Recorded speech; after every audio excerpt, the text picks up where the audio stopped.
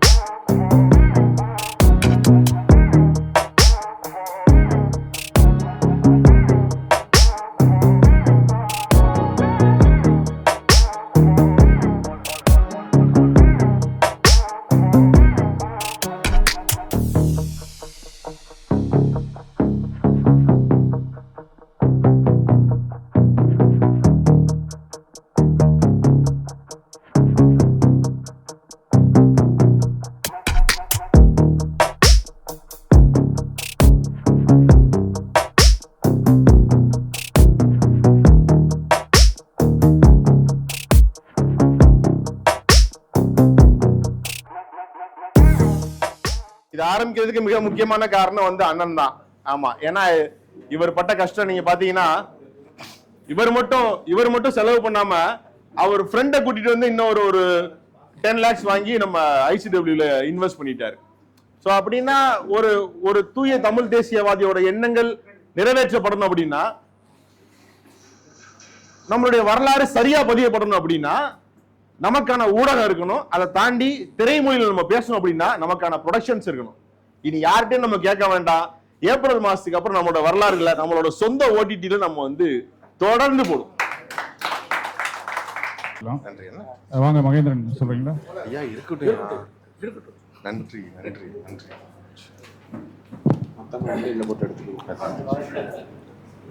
அனைத்து தமிழ் உறவுகளுக்கும் வணக்கம். அனைத்து தமிழ் உறவுகளுக்கும் வணக்கம். நான் மகேந்திரன். இந்த படத்துல வந்து செம்பியனா நடிச்சிருக்கேன். என்னோட திரைப்படம் நீங்க பார்த்துருப்பீங்கன்னு நினைக்கிறேன். நான் மகாநல, கேடி விழாக்கள் எல்லாம் கமர்ஷியலான ஒரு படத்துல நடிச்சுக்கிட்டு இருந்தேன். அப்பதான் இந்த வாய்ப்பு வந்தது எனக்கு, சல்லியர்கள். ஸோ இயக்குனர் கிட்ட ஒரு வந்து என்னை அழைத்த போது நான் வந்து பண்றேன் அப்படின்ட்டேன். ஏன்னா அவர் தெரிஞ்ச நம் தமிழ் இனத்துக்காக ஆழமான கருத்தை தான் சொல்லுவார். அதனால எதுவுமே சொல்லாம பண்றேன் அப்படின்னு நான் சொல்லிட்டேன். ஏன் அப்படின்னா, நான் தமிழர்கள் மீது வச்சிருந்த மரியாதை, நான் எப்பவுமே அவங்கள, ஏன்னா நான் ஒரு தமிழன். ஸோ தமிழை தான் தூக்கி விடணும். ஸோ இங்க அப்படி நடக்கல, வேற விதமாக போயிட்டு இருக்கு. ஸோ அந்த கருத்துல இந்த படத்தில் நடிச்சிருக்கேன். எனக்கு ரொம்ப சந்தோஷமா இருக்கு இந்த படத்துல நானும் இருக்கேன் அப்படிங்கிறது.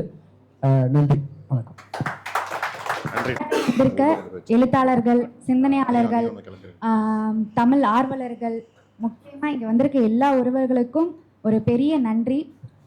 அப்புறம் மக்கள் திரைப்பட கழகம் எங்களை மாதிரி இருக்கிற அப்கமிங் டேலண்ட்ஸ்க்கு ஒரு பெரிய ஊக்கமா இருக்கிறது இந்த மாதிரி நிகழ்ச்சிகள் நடக்கும்போது தான். இந்த மேடையை வந்துட்டு நான் சல்லியர்கள் படத்துல பணியாற்றிருக்கிற எல்லா கலைஞர்களுக்கும், தொழில்நுட்ப கலைஞர்கள்லேருந்து என் கூட நடித்த சக கலைஞர்களுக்கும், கிட்டு அண்ணனுக்கும், எல்லா டெக்னீஷியன்ஸுக்கும் ஒரு அங்கீகாரமாக தான் இந்த மேடையை நான் நினைக்கிறேன். ஏன்னா இந்த சல்லியர்கள் ஒரு எளிதான பாதையில் வரலங்கிறது உங்கள் எல்லாருக்குமே இங்கே தெரிஞ்சிருக்கும். வெறும் மண் சார்ந்த கதை, வரலாற்றை சொல்கிற கதை, உண்மையை நேர்மையாக சொல்கிற ஒரு கதைங்கிறதுனால மட்டுமே இது ஏகப்பட்ட தடைகளையும் தாண்டி இப்போ வந்திருக்கு. அதில் குறிப்பாக சொல்லணும்னா ஓடிடி தளத்தில் வந்தாலும் அந்த பேரன்பு இன்னுமே நீங்கள் கொடுத்துட்டே இருக்கிறீங்க. அதுக்கே ஒரு பெரிய வணக்கம், பெரிய தலைவணக்கம் இங்கே சொல்கிறேன். அதை தாண்டி